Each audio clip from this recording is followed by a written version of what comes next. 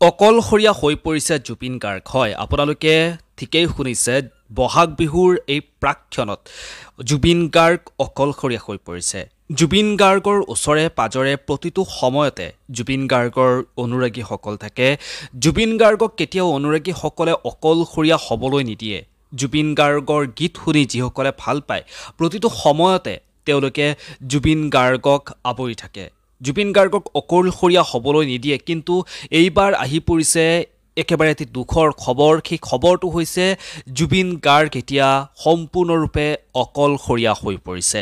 কিহৰ বাবে জুবিন গাৰ্গ অকলশৰীয়া হৈ পৰিব লগা হৈছে আপোনালোকে হয়তো নিশ্চয় ভাবিছে। আপোনালোকে ভিডিঅ'টো শেষলৈকে চাব। শেষলৈকে চালে আপোনালোকে গম পাব যে জুবিন গাৰ্গ অকলশৰীয়া হৈ পৰাৰ আঁৰৰ কাৰণটো কি।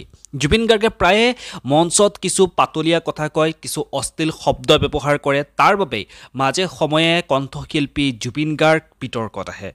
কিছুসংখ্যক লোকে জুবিন গাৰ্গৰ যি পাতলীয়া কথা, জুবিন গাৰ্গৰ পাতলীয়া কথাবোৰ একেবাৰে ভাল নাপায়। কিন্তু জুবিন গাৰ্গৰ কণ্ঠৰ যি গীত, সেই গীতৰ কথা ক'বই নালাগে। জুবিন গাৰ্গৰ কণ্ঠৰ গীত সকলোৱে ভাল পায়। জুবিন গাৰ্গৰ কণ্ঠই সকলোকে মোহিত কৰি পেলায়। গতিকে জুবিন গাৰ্গৰ এই পাতলীয়া কথাৰ বাবে, জুবিন গাৰ্গে মঞ্চত মাজে মাজে অশ্লীল শব্দ ব্যৱহাৰ কৰাৰ বাবে জুবিন গাৰ্গৰ যি মান সন্মান, সেয়া মান সন্মান কিছু ক্ষেত্ৰত লাঘৱ হোৱা দেখা পোৱা যায়। কিন্তু এইবাৰ বহাগ বিহুৰ এই সময়ত জুবিন গাৰ্গ অকলশৰীয়া হৈ পৰাৰ আন এটি বিশেষ কাৰণ আছে। আপোনালোকে গমেই পায়, জুবিন গাৰ্গৰ লগত প্ৰতিটো সময়তে আগৰে পৰা সহযোগী কণ্ঠশিল্পী হিচাপে বহু কেইগৰাকী ছোৱালীয়ে জুবিন গাৰ্গৰ লগত সহযোগী কণ্ঠশিল্পী হিচাপে কণ্ঠ নিগৰাই আহিছে বিহু মঞ্চত। জুবলীৰ কথা আপোনালোকক নকলেও হয়তো আপোনালোকে গমেই পাইছে। জুবিন গাৰ্গৰ লগত একেলগে কণ্ঠ নিগৰাইছিল এটা সময়ত জুবলীয়ে। বহুকেইখন মঞ্চত একেলগে গীত পৰিৱেশন কৰিছিল জুবিন গাৰ্গ আৰু জুবলী। তেওঁলোকৰ যি জুৰীয়া জুতি, জুবিন গাৰ্গ আৰু জুবলীৰ যি জুৰীয়া জুতি, সেই জুতিৰ কথা কিন্তু বহুতেই, যিসকলে তেওঁলোকৰ মঞ্চ অনুষ্ঠান উপভোগ কৰিছে, তেওঁলোকৰ সংগীতানুষ্ঠান উপভোগ কৰিছে, তেওঁলোকে খুব আনন্দ পাইছিল, তেওঁলোকে খুব ভাল পাইছিল জুবিন গাৰ্গ আৰু জুবলীৰ সেই জুৰীয়া জুতিত। তাৰ পাছত জুবলী জুবিন গাৰ্গৰ কাষৰ পৰা আঁতৰি অহাৰ পিছতে, জুবিন গাৰ্গৰ লগত জুবলীয়ে একেলগে গীত নোগোৱাৰ পাছতেই জুবিন গাৰ্গৰ লগত গীত পৰিৱেশন কৰিবলৈ সহযোগী কণ্ঠশিল্পী হিচাপে থকা আৰম্ভ কৰিলে শতাব্দী বৰাই।